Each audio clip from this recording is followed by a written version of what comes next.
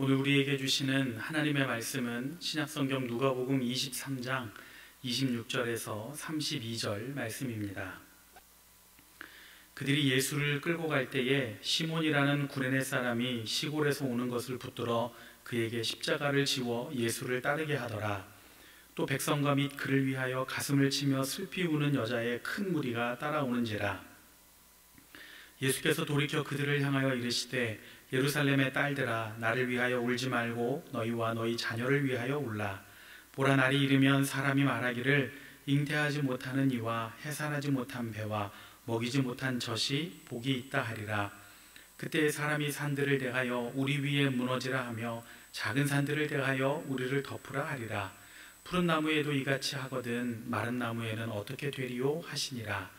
또 다른 두 행악자도 사형을 받게 되어 예수와 함께 끌려가니라. 아멘. 오늘 우리가 읽은 본문은 예수님께서 십자가에 달리시기 위해서 길을 나서시는 것에서부터 시작이 됩니다.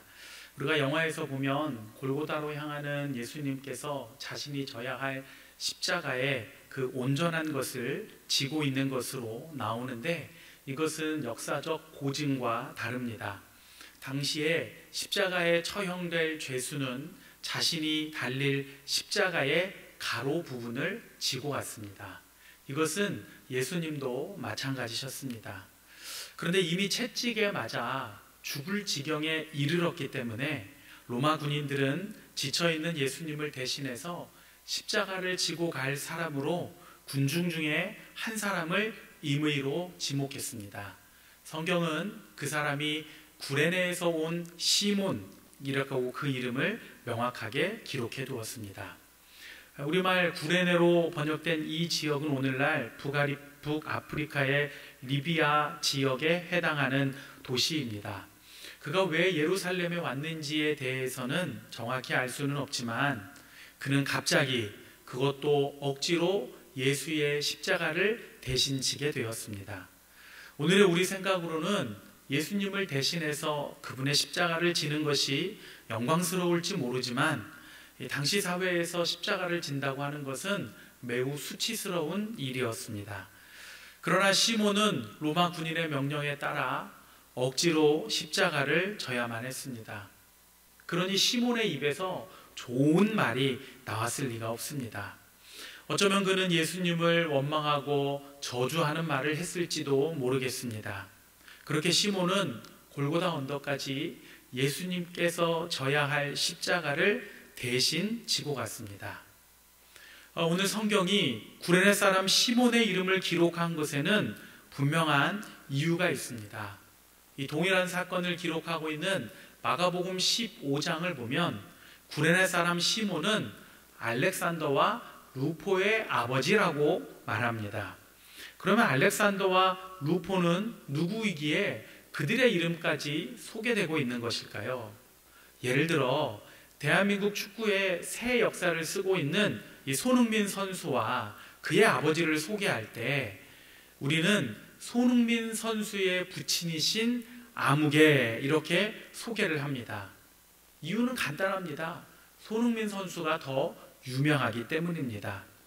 이런 관점에서 구레네 시몬과 그의 가정을 이해하면 알렉산더와 루포는 초대교회에 널리 알려진 중요한 인물임을 알 수 있습니다. 사도 바울은 로마서 16장 13절에서 이렇게 말했습니다. 주 안에서 택하심을 입은 루포와 그의 어머니에게 문안하라. 그의 어머니는 곧 내 어머니니라. 이 신약성경의 루포라는 이름은 마가복음 15장을 제외하고서는 로마서 16장에 유일하게 나옵니다. 여기서 우리가 추론해 볼 수 있는 것은 이 구레네 사람 시몬이 예수님의 십자가를 억지로 진 후에 그리스도인이 되었을 가능성입니다. 비록 성경에 명확하게 언급되고 있지는 않지만 아마도 구레네 사람 시몬은 예수님께서 십자가에 달려 돌아가시는 것을 끝까지 보았을 것이고 정확히 언제였을지는 모르지만 그 후에 그리스도인이 되었을 것입니다. 그렇지 않고서는 그의 아들과 아내가 바울의 동역자이자 신실한 그리스도인으로 성경에 기록될 수 없기 때문입니다.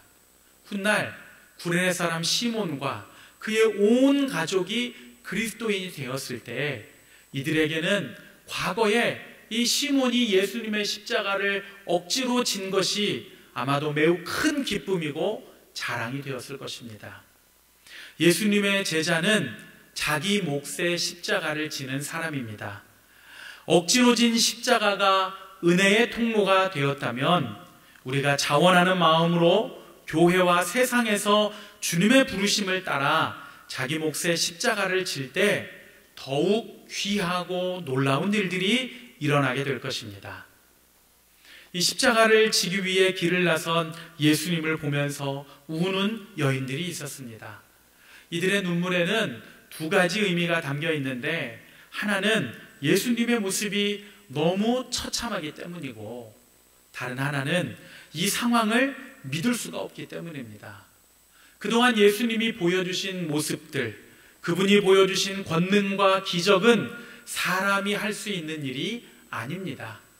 그런데 지금 자기들의 눈앞에 서 있는 예수님은 너무나 연약하고 초라하고 불쌍한 인간의 모습입니다. 그러므로 이 현실을 지켜보는 사람들에게는 큰 충격이었을 것입니다. 그렇게 슬픔과 충격 속에서 눈물을 흘리는 여인들을 향해 예수님은 말씀하셨습니다.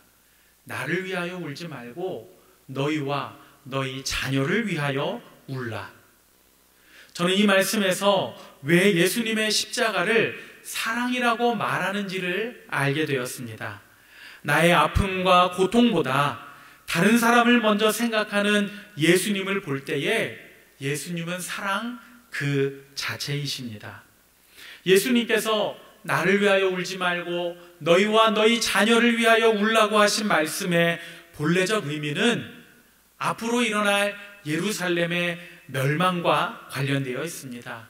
심판으로 인한 멸망이 눈앞에 있으므로 그 재앙을 당할 너희 자신과 너희의 자녀를 위해서 울라는 말씀입니다. 그 심판이 얼마나 매서우면 차라리 이 세상에 태어나지 않는 것이 낫다고 하겠습니까? 이러한 심판의 근본적인 이유는 바로 죄 때문입니다. 그래서 우리는 울어야 합니다. 허물 많고 부족하고 연약한 나 자신을 위해서도 울어야 하지만 다른 사람을 위해서도 울어야 합니다. 특별히 나의 가족과 친구와 이웃 중에 예수님을 믿지 않는 사람들, 예전에는 신앙생활을 했지만 지금은 방황하고 있는 사람들, 지금까지 복음을 한 번도 진지하게 들어보지 못한 사람들, 우리는 그들을 위해 울어야 합니다. 우리가 그들을 위해 울어야 그들에게 살 길이 열릴 수가 있습니다. 사순절을 지내며 주님의 십자가를 어느 때보다 깊이 묵상하는 이때에 여러분, 내가 져야 할 십자가가 무엇인가 다시 한번 생각해 보시기를 바랍니다. 오늘 내가 가정에서, 오늘 내가 직장에서, 오늘 내가 사업장에서, 오늘 내가 누군가와의 만남 속에서 주님의 제자로서 감당해야 할 십자가는 무엇인가? 오늘 여러분 기도하실 때 꼭 이것을 생각해 보시기 바랍니다. 또한 여러분 자신을 위하여, 그리고 주님이 사랑하시는 이 세상을 위하여 뜨거운 눈물의 기도를 드리실 수 있기를 바랍니다. 오늘 주님이 원하시는 제자의 모습으로 십자가의 길을 묵묵히 걸어가는 뜨거운 눈물의 기도를 함께 드리는 우리 신실한 믿음의 성도들 되시기를 간절히 축원합니다. 이 시간 우리 같이 한번 합심해서 기도하겠습니다. 우리가 져야 할 십자가가 무엇입니까? 주님께서 우리를 파송하신 이 세상에서 우리가 감당해야 할 제자의 십자가는 무엇입니까? 주님 깨닫게 하시고 또 그 십자가 사명 잘 감당할 수 있도록 은혜와 능력을 베풀어 주시옵소서. 또 하나님, 제가 이 세상에서 아직도 복음을 듣지 못한 사람들, 나의 가족과 친구와 이웃 중에 방황하고 있는 이들을 위하여 뜨거운 눈물의 기도를 올려드리오니 그들이 주님 앞에 돌아올 수 있도록, 주님 앞에 나아올 수 있도록, 저들을 복음의 길로 인도할 수 있도록 저를 주님의 도구로 사용하여 주시옵소서.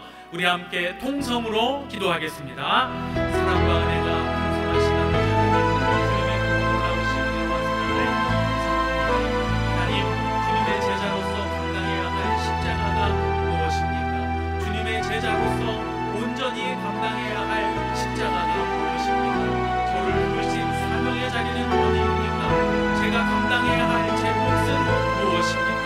분명히 깨닫게 하시고 또 그 길을 온전히 걸어갈 수 있는 제가 될 수 있도록 아버지 하나님 은혜와 능력을 베풀어 주시옵소서. 주님이 나를 부르셨으니 감당할 수 있는 능력도 주실 것입니다. 확신하며 분명하게 나아가는 제가 될 수 있도록 주여 도와주시옵소서. 오늘도 복음을 모르고 있는 세상을 위하여 눈물의 기도를 올려드립니다. 사랑하는 가족 가운데 친구에게 이웃에게 아직도 복음이 전해지지 못한 수많은 이들을 위하여 눈물을 흘리며 기도하오니 이 기도가 응답되게 하시고 아름다운 복음의 열매로 맺혀질 수 있도록 주여 도와주시옵소서. 함께하여 주시옵소서. 크신 은혜와 사랑으로 역사하여 주시옵소서. 저를 주님 복음의 도구로 사용하여 주시고 통로로 사용하여 주시어서 이 영혼들에게 주님의 사랑을, 뜨거운 생명의 복음을 꼭 전하는 믿음의 사람으로 사용하여 주시옵소서. 이제는 우리 주 예수 그리스도의 은혜와 하나님 아버지의 사랑과 성령의 교통하심이, 주님께서 사랑하시는 우리 신촌의 모든 성도들 가운데, 특별히 저들이 오늘 감당해야 할 제자의 길, 십자가의 길, 사명의 길 가운데 함께 하시기를 간절히 축원하옵나이다. 아멘.